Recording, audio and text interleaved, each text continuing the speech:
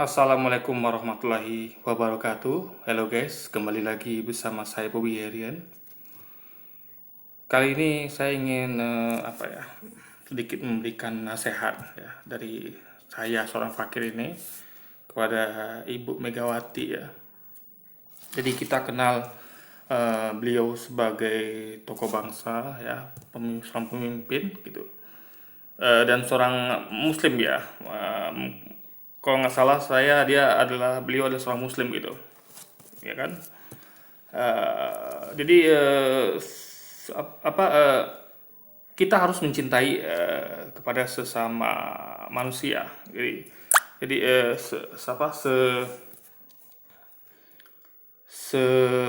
sesalah apapun dia ya, karena Islam mengajarkan untuk mencintai sama manusia gitu kan. Nah, kita harus saling nasihati dalam kebaikan dan kebenaran. Jadi kalau kalau misalnya saya ada salah pun, wajib dinasihatin gitu, agar kita semua sama-sama selamat kembali pulang kepada rumah kita yang kekal abadi, yaitu surganya Allah kelak. Jadi di setiap video saya akan usahakan untuk terus memberikan nasihat kepada siapapun itu ya. Tapi bukan berarti nasihat itu adalah saya tidak dalam artian saya membenci, enggak, tapi saya mencintai, makanya saya mau memberikan nasihat gitu. Terserah apa yang mau dinasihatin itu, mau dengar apa tidak gitu kan. Nah, kepentingan saya hanya menasihatin gitu. Nah, saya mendengar di channelnya Raden Said Langit ya. Jadi di situ video dari Ibu Megawati mengatakan dia heran melihat ibu-ibu yang ngantri minyak goreng ya, tapi di sisi lain juga mengantri beli baju lebaran gitu ya, sama-sama ngantri. Jadi ibu-ibu itu selain ngantri minyak goreng juga ngantri beli baju lebaran. Berarti kan ini bukan tandanya, berarti kita ini bukan tandanya resesi. Tapi dia di situ menyebutkan kata bukan resesi ya guys, tapi depresi. Entah mungkin saya dengar atau bagaimana, tapi yang sepanjang saya dengar itu beliau menyebutkan kata depresi. Yang benar adalah resesi, yaitu krisis ekonomi, penurunan ekonomi, resesi gitu kan. Dalam penurunan ekonomi yang berturut-turut, resesi itu gitu. Yang dalam gitu kan, resesi itu penurunan ekonomi yang dalam dan berturut-turut. Nah, jadi saya ingin menyampaikan kepada, ya bukan hanya kepada beliau sih, siapapun orang di luar sana yang berpikiran seperti itu ya, sebagai seorang muslim dan terlebih sebagai tokoh bangsa, seorang pemimpin. Jadi kita ambil sudut pandang sebagai bahkan sebagai sesama manusia gitu kan, bukan hanya sebagai seorang pemimpin, tokoh bangsa, juga sebagai sesama manusia. Nah, kita sebagai seorang muslim, seorang yang beriman, diajarkan ya untuk selalu mementingkan orang lain gitu kan, dibandingkan diri kita. Jadi kita harusnya senang ketika orang lain senang gitu ya kan. Jadi kita tuh berfokusnya bukan pada diri kita, tapi pada orang lain. Jadi kalau orang lain tuh senang, ya kita ikut senang gitu kan.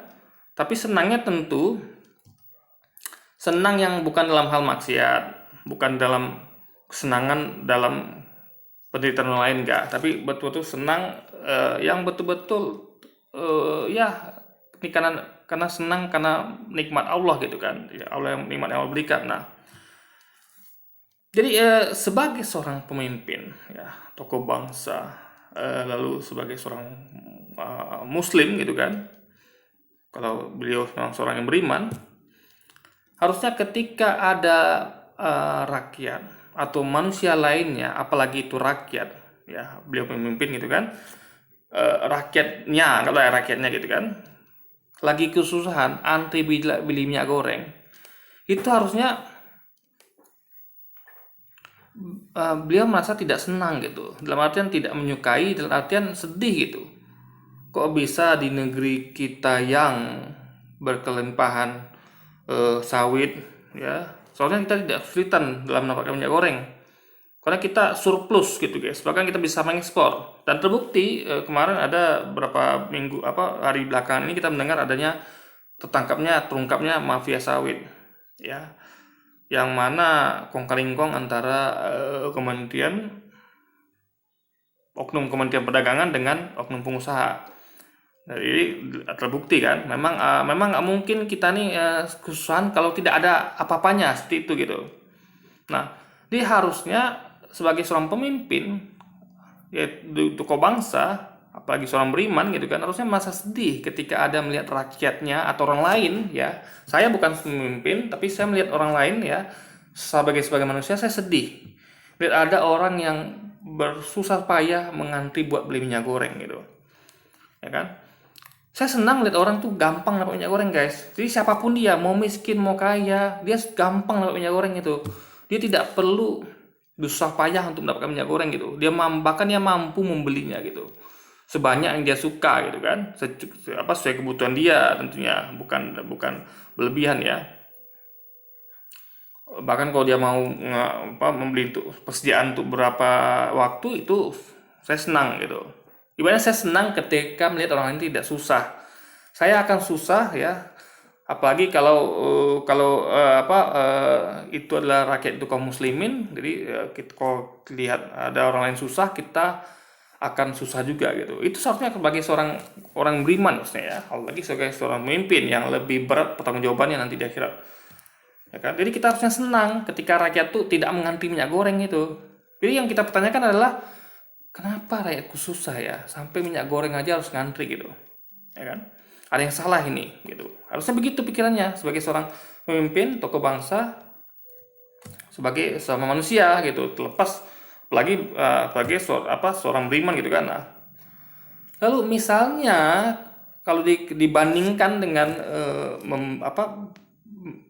lalu orang-orang ini yang ngantri beli minyak goreng ini ngantri juga beli baju lebaran, artinya kan senang dong gitu. Nah, perlu diingat ya, ketika orang lain senang, kita ikut senang gitu. Jadi kita ingat ketika lebaran tiba, itu banyak orang-orang itu yang menerima semacam THR, ya semacam bonus ya, dari atasan atau dari koleganya gitu kan, dari temannya. Apalagi di lebaran itu kita ada membayarkan zakat gitu kan, dan banyak hal lainnya. Kemurahan orang lebih bermurah hati di bulan puasa untuk memberikan sedekah gitu. Jadi bisa jadi mereka mengumpulkan dari hasil itu, sedekah itu, zakat gitu kan. Jadi kenikmatan yang mereka rasakan hanya setahun sekali gitu, ya. Dan ingat, sebagai seorang beriman ya, apalagi kita seorang pemimpin, tokoh bangsa, kita harusnya senang melihat orang yang senang gitu. Jadi kita tidak menyalahkan mereka, kenapa kok kalian ini kok antri beli minyak goreng tapi ngasih ngantri baju lebaran, tidak gitu. Antrinya beli minyak goreng itulah kesusahan yang harus kita ratapi, yang harus kita empati, harus kita tuh cari solusinya gitu. Mereka beli baju baru ketika lebaran gitu kan, ramai-ramai ngantri, kita harusnya senang gitu. Berarti sebagai seorang manusia kita senang melihat manusia lainnya bahagia, senang gitu kan. Mereka menikmati nikmat dari Allah berikan, karena Allah tuh menyukai nikmat yang Allah menyukai bekas nikmat pada hambanya gitu kan. Maka kita senang gitu. Jadi jadi ini adalah situasi yang berbeda antara keseharian dengan lebaran. Lebaran itu keseharian tidak ada. Ketika Anda hari-hari biasa itu tidak ada yang namanya THR, tidak ada yang namanya bonus dari kalau Anda bekerja ya. Kadang maaf ya, pekerja rumah tangga pun mendapat bonus dari majikannya gitu. Nah, tidak ada zakat fitrah di hari biasa, ya hanya sedekah gitu. Jadi, dan ini pun hanya setahun sekali. Jadi ada orang-orang yang biasa beli baju memang setahun sekali. Seperti tradisi keluarga saya ya, itu saya sebagai pribadi itu saya selalu dibelikan baju baru itu ketika lebaran tiba. Ya, di hari biasa tuh nggak ada beli baju guys. Memang tradisi itu setahun sekali. Ketika lebaran tiba, waktu saya masih kecil lah ya, ibaratnya masih anak-anak sampai remaja itu, ketika almarhumah ibu saya masih ada, beliau selalu membelikan saya baju selalu di lebaran. Jarang sekali beliau memberikan baju di luar hari lebaran gitu. Beliau biasa memberikan minimal 2 potong gitu, minimal ya, baju sama celana. Jadi baju, dan saya orangnya jarang memang gonta-ganti baju, saya jarang bergaya gitu kan, saya apa adanya. Jadi itu pun baju saya udah berlebih baju yang dibeli tiap apa. Nah, memang saya orangnya memang jarang suka jarang keluar rumah gitu kan. Jadi tentu kebutuhan terhadap baju nggak begitu ini ya, nggak begitu seperti orang-orang yang memang pekerjaannya mengharuskan di luar rumah gitu kan. Tentu kayak orang-orang kuliah atau apapun itu kan memang membutuhkan baju yang cukup banyak gitu. Karena memang bajunya cepat rusak gitu kan, kena cuaca dan di luar sana dan segala kondisinya. Kalau di rumah kita kan tidak terlalu menghabiskan banyak baju gitu. Nah, jadi intinya adalah membeli baju nih, kalau orang beli baju, kalau dia melakukan itu tiap lebaran, itu adalah suatu kenikmatan yang harus kita syukuri itu, kalau kita senangi gitu sebagai seorang sesama orang beriman, sebagai seorang manusia, apalagi kalau itu Anda sekarang pemimpin atau tokoh bangsa gitu. Senang lihat rakyatnya bahagia gitu kan. Jadi bukan membandingkan atau menyalahkan atau terkesan ya menyalahkan lah. Anda seakan-akan pengen mengatakan Anda beli baju lebaran mampu, tapi beli minyak goreng nggak mau sampai ngantri, itu kan nggak relevan. Karena minyak goreng itu tidak ada, kan itu kan sehari-hari, minyak goreng kebutuhan sehari. Kalau baju lebaran kan hanya pas lebaran aja, itu kan tidak ada THR-nya, tidak ada bonus gitu kan. Nah, tidak ada zakat fitrah yang diterima ketika lebaran tiba gitu. Jadi harus dimengerti perbedaannya gitu. Yang penting sebagai seorang pemimpin, saya pada Ibu Mengautia, saya cita beliau sebagai seorang sesama kaum muslimin, sebagai manusia, saya ingin beliau menyadari gitu perannya sebagai tokoh bangsa, sebagai pemimpin itu hendaknya haruslah yang menyejukkan. Jadi jangan terlalu fokus pada hal-hal yang seakan-akan mengkritik rakyat, padahal bukan itu harusnya. Yang kritik itu gini gitu, misalnya gini ya. Bahkan seharusnya ya, misalnya pun ada orang kaya di luar sana yang berkecukupan, tapi dia masih ngantri minyak goreng gitu. Nah, kita nggak bisa juga nyalakan, karena kita nggak tahu. Jangan-jangan gini, ya. Ada orang-orang yang berkecukupan, jadi dia pikir begini, ya. Mungkin dia pengen sedekah lebih banyak, misalnya. Dia pengen sedekah lebih banyak gitu kan, tapi dia butuh uang gitu, sehingga dia harus mengantri minyak goreng gitu kan, dan jadi dengan mengantri dia bisa sedekah lebih banyak gitu. Kita kan nggak tahu walau jadi kita nggak boleh menjudge orang seperti itu gitu, ya kan, apalagi sebagai seorang pemimpin atau tokoh bangsa ya. Jadi mindsetnya harus diubah gitu. Jadi kita pengen punya pemimpin, punya tokoh bangsa, dan juga kita harus saling nasihatin ya. Kalau kita jumpa, bukan hanya beliau ya, tapi siapapun itu yang punya pikiran seperti ini ya, hendaknya dibuang jauh-jauh. Yang perlu kita pahami, yang harus kita lakukan adalah kita harus ikut susah ketika ada orang lain susah, dan kita harus ikut senang ketika orang lain senang. Jadi ketika ada rakyat atau orang lain yang susah payah sampai mengantri minyak goreng, kita harus ikut prihatin, harusnya cari solusinya, bantu gitu kan. Jangan mengeluarkan ucapan yang menyakiti hati mereka. Jadi orang-orang ini kan akan tersakiti hatinya ketika mereka seakan-akan disindir gitu kan. Kok kamu mampu beli baju lebaran, tapi kamu masih ngantri minyak goreng gitu. Kira kan menyakiti hati mereka gitu. Padahal mereka melakukan itu karena terpaksa gitu kan.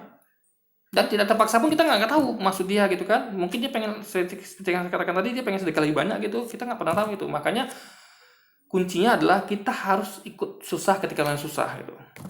Dan kita tidak boleh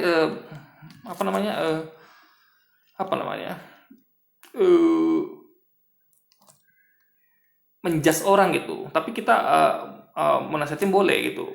Dalam artian jangan sampai begini gitu. Ya beda ya. Kalau kita menasihatin jangan sampai begini dengan mengatakan kamu begitu, itu beda guys ya. Kita mentengarai jangan sampai begini gitu. Jadi sebagai pemimpin seharusnya bukan begitu berpikirnya, tapi harusnya adalah ikut merasakan kesusahan rakyat dan ikut merasakan kesenangan rakyat. Jadi ikut susah ketika rakyatnya susah dan ikut senang ketika senang, dan diupayakan bagaimana rakyatnya senang gitu. Jadi kita pengen harusnya yang diinginkan adalah kita tidak mau melihat ada orang susah di dunia ini, gitu kan? Tidak mau kita Kita harus bisa bantu, ada kasih solusi gitu kan. Minimal diam gitu. Jangan malah menyakiti hati mereka gitu. Nah, kan kita senang kalau kita senang gitu. Maka saya paling paling paling nggak suka kalau ada mendengar orang lain susah guys, misalnya harus nanti beli minyak goreng, tapi saya senang ketika lihat orang lain tuh berbondong-bondong beli baju lebaran gitu kan. Jadi dan itu bukan tanda dari resesi. Resesi itu adalah ada yang apa yang terjadi sehari-hari gitu. Ingat ya, resesi itu adalah kesulitan ekonomi lah yang sehari-hari, bukan yang satu waktu tertentu. Misalnya saya misalnya kayak Anda tahu kayak anak yatim misalnya ya, atau fakir miskin. Fakir miskin anak yatim itu kan orang-orang susah itu kan tiap hari kan susah hidupnya. Tapi mereka merasa kehilangan susahnya ketika ada periode tertentu, ketika misalnya mereka mendapatkan sumbangan, mendapatkan sedekah gitu kan. Mereka hilang susahnya, tapi ya sesaat itu aja gitu. Habis itu mereka tiap hari akan mengalami kesusahan. Jadi resesi itu nggak bisa diukur dari kesenangan seperti momen lebaran, nggak bisa guys. Tadi Anda lihat ada satu orang itu antri beli baju baru, nggak bisa menentukan dia tuh nggak susah, nggak bisa begitu ya. Bisa jadi dia dapat THR atau dapat rezeki yang pada saat itu aja dia terima dan sebelumnya dia susah lagi gitu, kita kan nggak tahu gitu. Nah, intinya adalah kita nasihat kepada siapapun ya, hendaknya kita ikut merasa senang ketika orang lain senang, dan kita hendaknya merasa susah ketika orang lain susah gitu. Itulah apa yang diajarkan oleh Islam, yang harusnya dimiliki oleh seorang beriman. Apalagi seorang beriman itu adalah dijadikan sebagai panutan, tokoh bangsa dan seorang pemimpin. Oke guys, jadi itu saja mungkin sedikit nasihat saya untuk Ibu Megawati. Alhamdulillah, kita doakan semoga beliau berubah ke depannya, dan juga yang hal-hal lainnya gitu kan. Boleh memberikan saran, boleh nasihat gitu, misalnya daripada begini bagusnya begini gitu, tapi harus sampaikan dengan cara santun dan juga harus relevan gitu guys. Jadi jangan ibaratnya itu solusi bukan total gitu. Jadi solusi yang menjelang ini. Jadi dan juga harus ditunjukkan aksi membantunya. Misalnya gini, misalnya saya ke anak, misalnya nih ya, kita kan misalnya cari nafkah. Kebetulan nafkah kita hari itu lagi seret. Misalnya seorang bapak yang bekerja mencari nafkah yang sulit dapatkan uang gitu, sementara anaknya itu kesusahan bayar uang sekolah misalnya atau untuk makan. Nah, lalu sang bapak itu mengatakan padanya begini, nak, bapak akan berusaha nyari uang ini gitu kan. Bapak akan mencari solusi untuk kamu, tapi sementara kamu sabar dulu ya, sabar dulu. Misalnya kamu pengen minta ya makan enak lah, mungkin yang ya mungkin wajar lah, masih dia bisa hanya makan tahu tempe tiap hari, sekali dia pengen makan ayam gitu kan. Kita belum mampu, tapi kita harus kasih harapan guys, kita kasih semangat dan kita usahakan tuh itu gitu, kasih solusi. Nanti bapak akan berusaha untuk supaya kamu bisa makan ayam ya hari ini atau secepatnya gitu, tapi sementara kamu makan yang ada dulu ya gitu.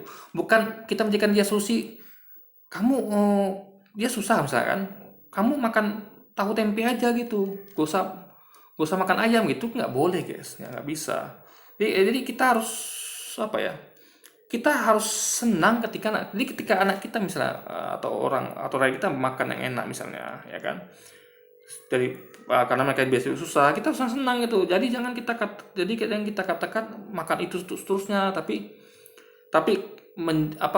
menjelang ada yang ada dulu aja gitu kan, gitu harusnya kan. Jadi memberi harapan dan berusaha untuk agar itu terjadi, bukan dengan menyarankan ya kalau nggak ada ini ya ini aja gitu, tapi tidak ada nampak solusinya gitu. Nah, maksudnya begini, nah ini sebagai satu negara ya, pemerintahan itu harusnya kalau memang berfokus pada itu, misalnya lihat ada susah, ya harus fokus pada kesejahteraan rakyat. Jadi bukan fokus pada kemegahan negara gitu, seperti bangun monumen ini, monumen itu, jalan ini, jalan itu, yang tidak berhubungan langsung dengan masyarakat gitu. Masyarakat itu kan harusnya berikan pekerjaan, ya kan, pekerjaan mudah, barang-barang murah gitu kan. Nah itu kan butuh bukan monumen atau apapun itu, proyek-proyek mercusuar tapi tidak langsung bersentuhan pada rakyat, tapi mereka butuhkan apa? Jadi makanya saran saya, daripada bangun yang segala macam itu ya, apalagi bangun ibu kota baru, hendaknya bangunlah klaster-klaster ekonomi gitu, pakai klaster-klaster UMKM dan segala macamnya, dan juga sumber daya manusia ini benahin agar mereka bisa punya kecerdasan, punya kekuatan untuk bekerja dan berkreativitas, sehingga mereka bisa menciptakan lapangan kerja sendiri karena mereka punya kemampuan itu. Makanya gizinya perbaiki, sumber daya perbaiki gitu. Jadi mereka bisa bekerja, mereka bisa berkreativitas gitu. Jadi mereka tuh, negara itu mendapatkan keuntungan dari situ nanti. Bukan negara yang bekerja ladinya, rakyat yang bekerja, karena pemerintah membantu rakyat untuk bisa bekerja gitu guys. Itu poinnya. Oke, jadi mungkin begitu aja mungkin video kita kali ini guys. Sampai jumpa lagi di video-video selanjutnya. Wassalamualaikum warahmatullahi wabarakatuh guys.